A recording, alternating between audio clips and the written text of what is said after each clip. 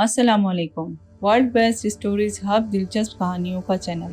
نئی نئی کہانیوں کے لیے world best stories hub channel کو سبسکرائب ضرور کر لیجیے اور ساتھ ہی بیل آئیکن کو دبا کر آل نوٹیفیکیشن کو کلک کر دیجیے تاکہ آپ کو ہر ویڈیو ملے بر وقت۔ ڈاکو حسینہ تگی ڈیرہ غازی خان کے پسماندہ دیہات میں سے ایک گاؤں کی رہائشی تھی۔ تراز کر ابرو اور بے پناہ طاقتور تھی۔ پیشے کے لحاظ سے وہ ڈاکو تھی، مگر اس کے اپنے کچھ اصول تھے۔ ارد گرد کے چند دیہات جہاں اس کی برادری رہائش پذیر تھی، ان کو وہ اپنا علاقہ سمجھتی تھی اور ہمیشہ اس علاقے سے باہر واردات کرتی تھی۔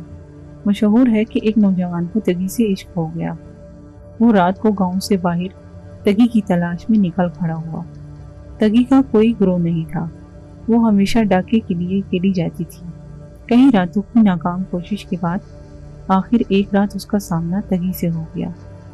تگی نے رات گئے اس کے گھومنے کا مقصد پوچھا تو نوجوان نے تگی کے سامنے اپنی محبت کا اظہار کیا اور اس کا ساتھی بننے کی پیشکش کی، مگر تگی شادی شدہ عورت تھی، لہٰذا اس نے معذرت کر لی۔ اس موقع پر نوجوان نے مزاحمت کی کوشش کی تو تگی نے اس کا بازو ایسا موڑا کہ نہ صرف نوجوان کے سر پر سوار عشق کا بھوت اتر گیا بلکہ دو جگہ سے ہڈی بھی ٹوٹ گئی۔ ایک دفعہ تگی امید سے تھی، رات کا وقت تھا اور وہ ڈاکے کے لیے نکلی ہوئی تھی۔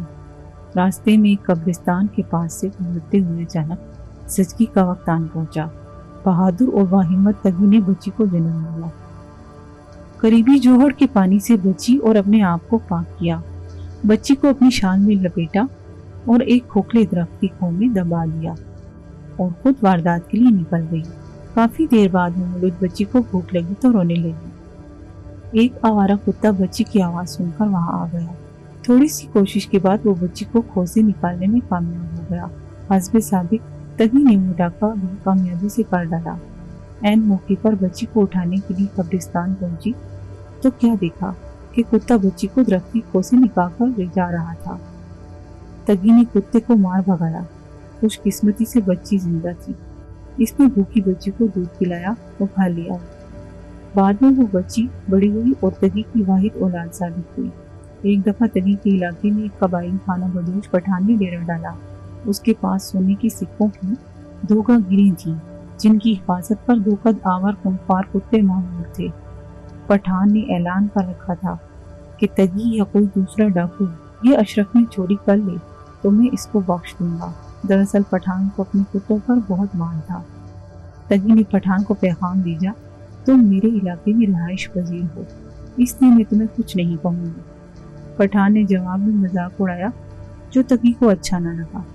خیر وقت گزر گیا اور پٹھان وہ علاقہ چھوڑ کر آگے بڑھ گیا۔ تگی نے پٹھان کا سراغ لگایا۔ تگی کے شاطر دماغ میں ایک زبردست خیال آیا۔ اس نے ایک کتیا کو پکڑا اور پٹھان کی جھونپڑی کی طرف چل پڑی۔ تگی ابھی جھونپڑی سے آدھا کلومیٹر دور تھی۔ کتوں نے کتیا کی بو محسوس کر لی اور اس طرف دوڑ لگا دی۔ تگی نے کتوں کو اپنی طرف آتا دیکھا تو کتیا کو کندھے سے اتار دیا۔ تگی کتوں کو ان کے حال پر چھوڑ کر چپکے چپکے پٹھان کی جھونپڑی میں داخل ہو گئی۔ پٹھان بے غم سو رہا تھا۔ تگی نے اشرفیوں سے بھری گاگریں سر پر رکھی اور واپسی کی راہ لی۔ راستے میں اس نے کتیا کو ایک بار پھر کندھے پر رکھا اور چل پڑی۔ پٹھان کے کتے بھی اس کے پیچھے پیچھے چلنے لگے۔ صبح جب پٹھان نیند سے بیدار ہوا تو اشرفیوں والی گاگریں اور کتے غائب پا کر سخت پریشان ہوا۔ اس نے سوچا کہ یہ تگی کی حرکت ہو سکتی ہے۔ وہ تگی کے گاؤں کی طرف چل پڑا۔ وہاں پہنچا تو اس کے دونوں کتے تگی کے گھر کے باہر بندھے ہوئے تھے۔ پٹھان نے تگی کے سامنے ہاتھ جوڑ کر کہا، مجھے اتنا بتا دو، یہ سب تم نے کیسے کیا؟ تگی کا جواب سن کر پٹھان اس کی چالاکی کی داد دے بیٹھا۔